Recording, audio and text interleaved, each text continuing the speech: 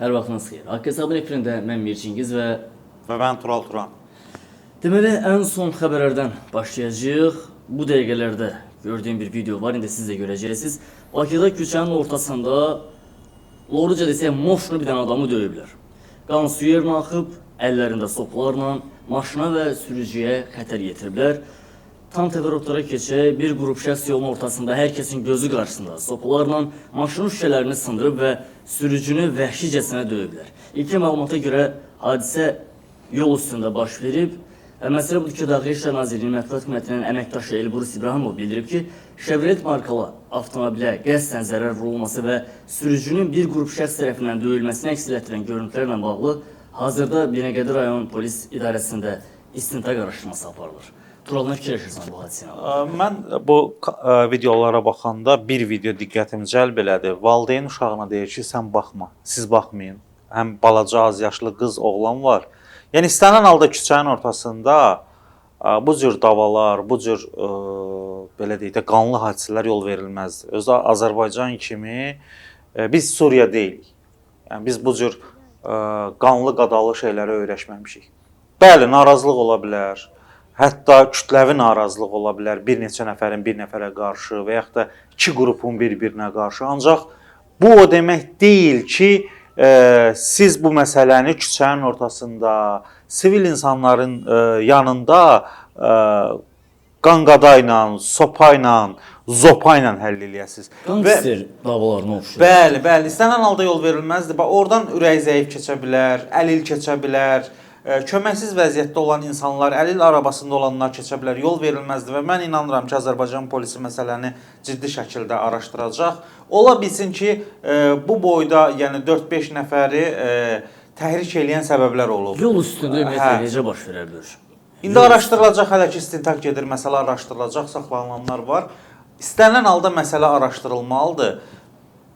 Probleminiz varsa, gedib aidiyyatı üzrə müraciət edə bilərsiniz. Yox, əsəbi haldasınızsa, belə deyək də, özünüzü idarə etmə müvazinətinizi itirmisinizsə, o zaman o müəyyən qaydalarla, bəli, kənarda söhbətinizi eləyə bilərsiniz da, küçənin ortasında qadınların, uşaqların, qocaların gözü qarşısında bu cür davalar yol verilməzdir. Və yenə də deyirəm, bizim cəmiyyət 30 ildir ki, bu cür proseslərdən uzaqdır və qan, qada, ixtişaş, xaos görməyib küçənin ortasında. Biz özümüzü öyrəşdirmişik sakitçiliyə. Hətta metroda bir uşaq və körpə yaşlı uşaq qışqıranda hamısı baxır ki, görəsən nə oldu? Hə, bu niyə ağlayır? Bəli.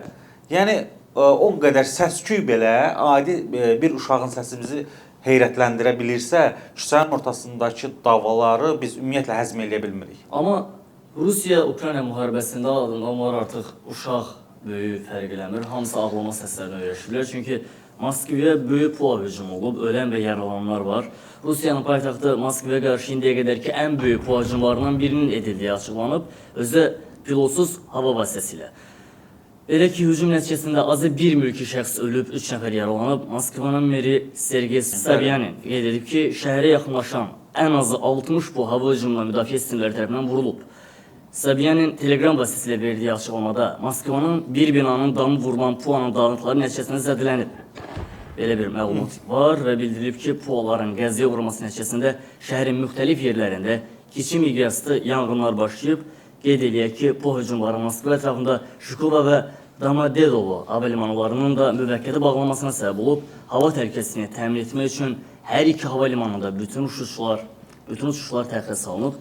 Bir də deyir, bizim bu hadisə ilə bağlı da bir məlumatımız var. Moskva-Bakı reysində gecikmələr artıq başlayıb.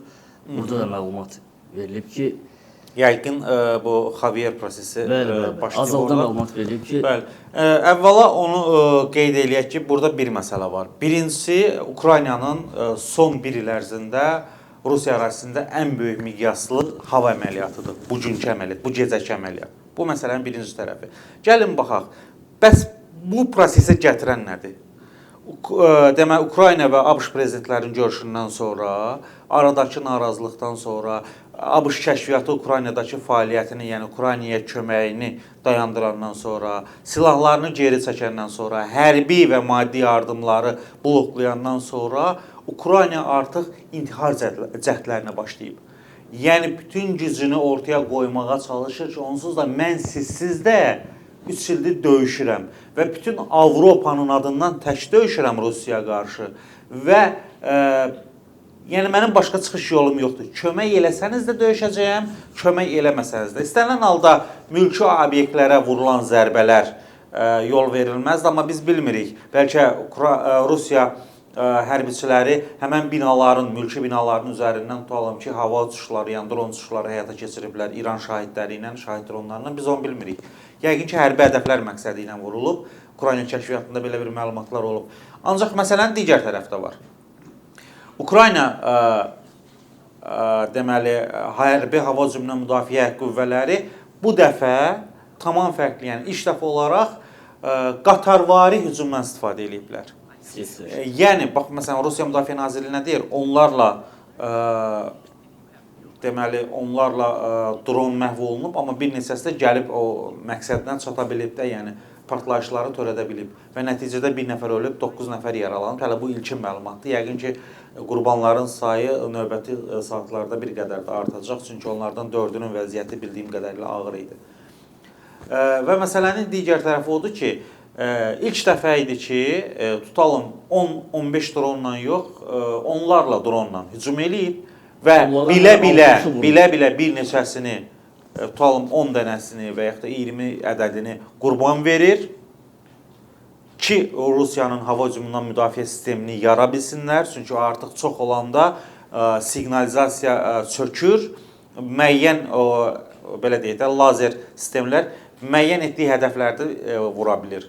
Məhdud sayda vura bilir, digərlərini vura bilmir. Və bu qatarvari hücum adlanır. Üzrxahlıq dövründə bu hadisənin baş verməsi biraz tərəddüd olurmu? Ola bilsin ki, üzrxahlıqdan sonra ola bilsin ki, ABŞ və Ukrayna aidiyyatı dairələri arasında müəyyən danışıqlar gedib və Ukrayna tərəfini ruhlandırıblar ki, biz bir qədər sərt çıxış elədik, sizə hər şeyi dayandırdıq.